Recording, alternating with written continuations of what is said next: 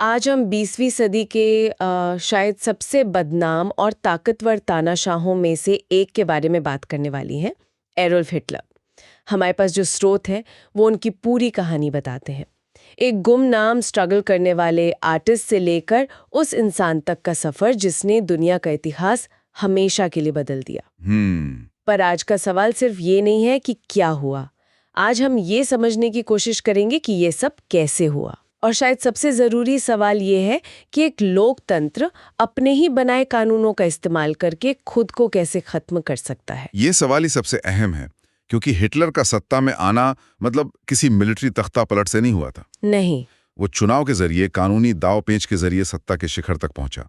और ये समझने के लिए हमें उस वक्त के जर्मनी को देखना होगा। हाँ बिल्कुल। मतलब पहले विश्व युद्ध में हार की शर्मिंदगी, भयानक बेरोजगारी और एक ऐसा समाज जो एक मसीहा का इंतजार कर रहा था। तो चलिए शुरुआत उसी मसीहा के बनने से पहले के इंसान से करते हैं। ऑस्ट्रिया में पैदा हुआ एक लड़का जो आर्टिस्ट बनना चाहता था। हाँ, हमारे स्रोत बताते हैं कि वियना की जो मशहूर एकेडमी ऑफ फाइन आर्ट्स थी, उसने उसे 2 बार रिजेक्ट कर दिया। ये उसकी जिंदगी का एक बहुत बड़ा फेलियर था। बिल्कुल। और ये फेलियर उसे वियना की सड़कों पर ले आया। वो वहां पोस्ट कार्ड पेंट करके गुजारा कर रहा था। लेकिन वियना उस वक्त सिर्फ कला का शहर नहीं था।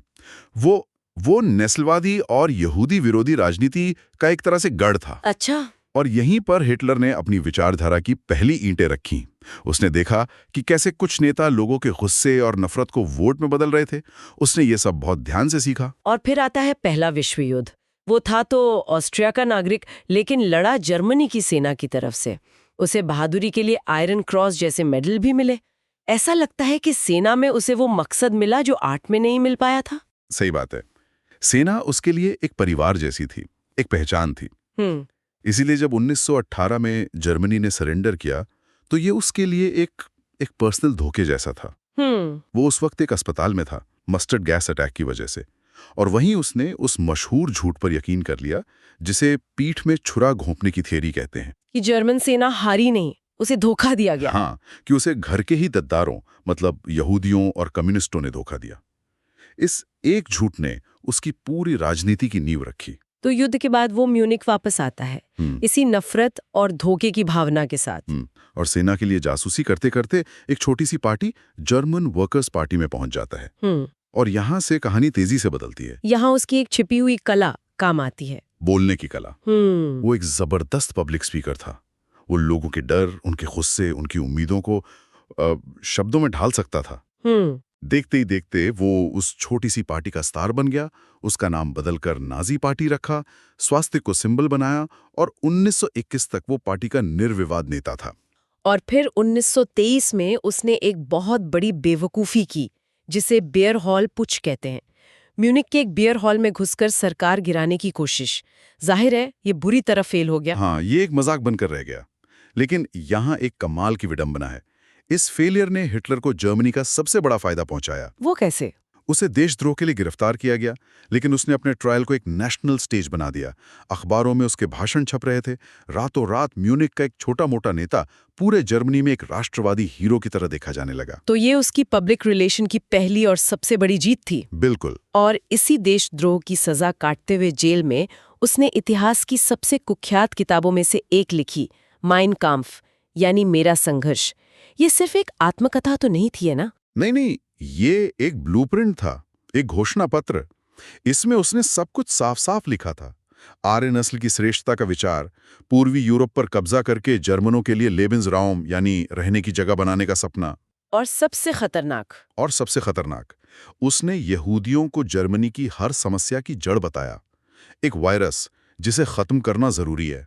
ये तो बहुत डरावना है, पर क्या उस वक्त लोगों ने इसे गंभीरता से लिया या इसे सिर्फ एक हारे हुए नेता का गुस्सा समझा? ज्यादातर लोगों ने इसे दूसरा ही समझा।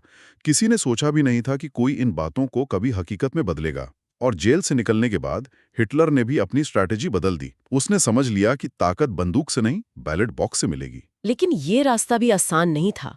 1928 के चुनाव में नाजी पार्टी को सिर्फ 2.6% वोट मिले थे। वो तो राजनीति में लगभग अप्रासंगिक हो चुके थे। हाँ बिल्कुल। तो फिर ऐसा क्या हुआ कि सिर्फ 4 साल में वो 2.6% से 37% पर पहुंच गए? अचानक ये सब कैसे बदल गया? एक शब्द में, महामंदी। 1929 में जब न्यूयॉर्क का wall street stock market crash हुआ तो उसका असर पूरी दुनिया पर पड़ा, लेकिन जर्मनी पर सबसे ज्यादा। अच्छा। अमेरिकी कर्जे बंद हो गए, फैक्ट्रियां बंद होने लगी और देखते देखते 6 लाख से ज्यादा जर्मन बेरोजगार हो गए। लोगों की जिंदगी भर की बचत खत्म हो गई। देश में एक निराशा और एक अराजकता का माहौल था। और हिटलर ने इसी मौके को पहचाना ही नहीं, उसे भुनाया। यहां उसकी असली प्रतिभा, अगर उसे प्रतिभा कह सकते हैं, सामने आई जब दूसरी पार्टियां जटिल आर्थिक नीतियों की बात कर रही थी। हिटलर ने लोगों को एक सीधी साधी कहानी सुनाई, एक विलन की कहानी। उसने कहा कि तुम्हारी इस हालत के लिए कोई और जिम्मेदार है। बिल्कुल। उसने कहा, तुम्हारी इस हालत के जिम्मेदार वो नेता हैं जिन्होंने वर्साई की संधि पर दस्तखत किए, वो बैंकर हैं जो तुम्हारा पैसा लूट रहे हैं, और वो यहूदी हैं जो देश को अंदर से खोखला कर रहे हैं। तो वो आर्थिक पॉलिसी नहीं बेच रहा था, वो धोखे और बदले के कहानी बेच रहा था। और मुश्किल समय में एक आसान कहानी बहुत ताकतवर होती है। मतलब उसने हर किसी के गुस्से को एक टारगेट दे दिया। एकदम। उसने किसानों से कहा कि वो उनके कर्जे माफ कर देगा, बेरोजगारों से कहा कि वो उन्हें काम देगा, उद्योगपतियों से कहा कि वो कम्युनिस्टों से उनकी फैक्ट्रियां बचाएगा। उसने हर किसी से वो वादा किया जो वो सुनना चाहते थे। और नतीजा चुनावों में दिखा। 1930 में 18% वोट और जुलाई 1932 तक वो 37% वोटों के साथ जर्मन संसद यानी राइक्सटैग की सबसे बड़ी पार्टी बन गए। लेकिन सबसे बड़ी पार्टी होने का मतलब चांसलर बनना तो नहीं होता। राष्ट्रपति पॉल वॉन हिंडनबर्ग, जो एक पुराने वॉर हीरो थे, वो हिटलर को बिल्कुल पसंद नहीं करते थे। तो फिर वो चांसलर बना कैसे? यहां से शुरू होता है राजनीतिक साजिशों का खेल। हिंडनबर्ग तो हिटलर को बोहेमियन कारपोरल कहकर उसका मजाक उड़ाते थे, लेकिन जर्मनी के दूसरे रूढ़िवादी नेताओं और उद्योगपतियों ने हिंडनबर्ग पर दबाव डाला। क्यों? उनका मानना था कि हिटलर बेवकूफ है, उसमें कोई अनुभव नहीं है। उनकी योजना थी कि हिटलर को चांसलर बनाकर उसकी लोकप्रियता का इस्तेमाल करेंगे और पर्दे के पीछे से सरकार खुद चलाएंगे। उन्हें लगा कि वो हिटलर को कंट्रोल कर सकते हैं।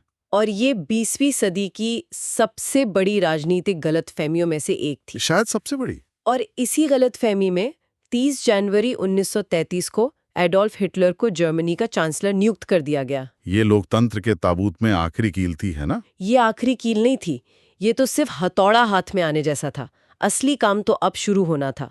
चांसलर बनने के ठीक एक महीने बाद फरवरी 1933 में राइक्सटैग की बिल्डिंग में रहस्यमयी तरीके से आग लग गई। और इसका इल्जाम तुरंत कम्युनिस्टों पर डाल दिया गया। हाँ, और हिटलर ने इस आग का इस्तेमाल डर और दहशत का माहौल बनाने के लिए किया। उसने राष्ट्रपति हिंडनबर्ग से कहा कि देश एक कम्युनिस्ट क्रांति की कगार पर है और उसे इमरजेंसी पावर्स चाहिए। हिंडनबर्ग मान गए। और बस एक ही रात में के नागरिकों के सारे मौलिक अधिकार छीन लिए गए। बोलने की आजादी, प्रेस की आजादी, इकट्ठा होने की आजादी, सब खत्म। यकीन करना मुश्किल है, सिर्फ एक घटना का इस्तेमाल करके पूरे देश के अधिकार छीन लिए गए। और ये तो बस शुरुआत थी। इसके ठीक एक महीने बाद मार्च 1933 में हिटलर ने संसद में इनेबलिंग एक्ट नाम का एक कानून पेश किया। इस कानून का मतलब था कि चांसलर यानी हिटलर अब बिना संसद की मंजूरी के कोई भी कानून बना सकता था। मतलब ये कानून संसद से कह रहा था कि वो अपनी सारी शक्तियां हिटलर को सौंप दे। बिल्कुल। तो संसद ने ऐसा किया क्यों? उन्होंने अपनी ही मौत के फरमान पर दस्तखत क्यों कर दिए? क्योंकि उस वक्त तक माहौल पूरी तरह बदल चुका था। हिटलर के तूफानी सैनिक यानी एसए संसद के बाहर और अंदर मौजूद थे। कम्युनिस्ट सांसदों को या तो गिरफ्तार कर लिया गया था या वो छिप गए थे। बाकी पार्टियों के नेताओं को डराया धमकाया गया। तो डर के माहौल में ये एक्ट पास हो गया। हाँ, और ये वो पल था जब जर्मनी के लोकतंत्र ने कानूनी तौर पर आत्महत्या कर ली। हिटलर अब कानूनी तौर पर एक तानाशाह था। तो उसके रास्ते में सिर्फ एक आखिरी शख्स बचा था, राष्ट्रपति हिंडनबर्ग। हाँ, जब तक हिंडनबर्ग जिंदा थे तब तक हिटलर की ताकत पर एक मामूली सा अंकुश था। अगस्त 1934 में हिंडनबर्ग की मौत हो गई। अगले ही दिन हिटलर ने घोषणा की कि राष्ट्रपति और चांसलर का पद अब एक ही होगा और वो खुद जर्मनी का फ्यूरर यानी सर्वोच्च नेता होगा। और सेना को देश के संविधान की नहीं बल्कि एडोल्फ हिटलर की व्यक्तिगत वफादारी की शपथ दिलाई गई। और इसी के साथ जर्मनी में लोकतंत्र का अध्याय समाप्त हो गया। तो जब हम इन सारे स्रोतों को एक साथ देखती हैं तो एक बहुत साफ तस्वीर उभरती है। हिटलर का सत्ता में आना कोई एक घटना नहीं थी, ये एक धीमी प्रक्रिया थी जिसमें उसकी अपनी महत्वाकांक्षा, बोलने की कला, राजनीतिक साजिशें और सबसे बढ़कर एक पूरे देश की आर्थिक और सामाजिक निराशा शामिल थी। बिल्कुल। और ये आज भी एक चेतावनी है कि कैसे लोकतांत्रिक संस्थाएं अंदर से खोखली की जा सकती हैं। हिटलर ने सिस्टम को तोड़ा नहीं, उसने सिस्टम का इस्तेमाल किया। उसने चुनाव जीते, गठबंधन बनाए और कानून का सहारा लेकर ही कानून का राज खत्म कर दिया। हमारे स्रोतों में एक दिलचस्प बात और है। 1930 के दशक की कुछ ब्रिटिश रिपोर्ट्स में हिटलर को लेकर बहुत विरोधाभासी बातें कही गई हैं। एक रिपोर्ट उसे भावुक पागल कहती है, तो वहीं ब्रिटिश दूतावास की एक रिपोर्ट उसे एक अजीब सनकी इंसान बताती है जिसे गंभीरता से लेने की जरूरत नहीं है। ये हमें सोचने पर मजबूर करता है कि जो लोग इतिहास को बनते हुए देख रहे होते हैं, वो अक्सर उसकी भयावहता को समझ नहीं पाते। ये एक बहुत जरूरी सबक है। इतिहास दूर से देखने पर बहुत स्पष्ट लगता है, लेकिन जब आप उसके बीच में होते हैं तो चीजें धुंधली होती हैं। हिटलर की कहानी हमें ये सोचने पर मजबूर करती है कि अगर किसी समाज में आर्थिक असुरक्षा और राजनीतिक अस्थिरता बहुत बढ़ जाए और कोई नेता लोगों के डर को आवाज देने लगे, तो क्या लोकतंत्र की गारंटी ली जा सकती है? ये सवाल तब भी प्रासंगिक था और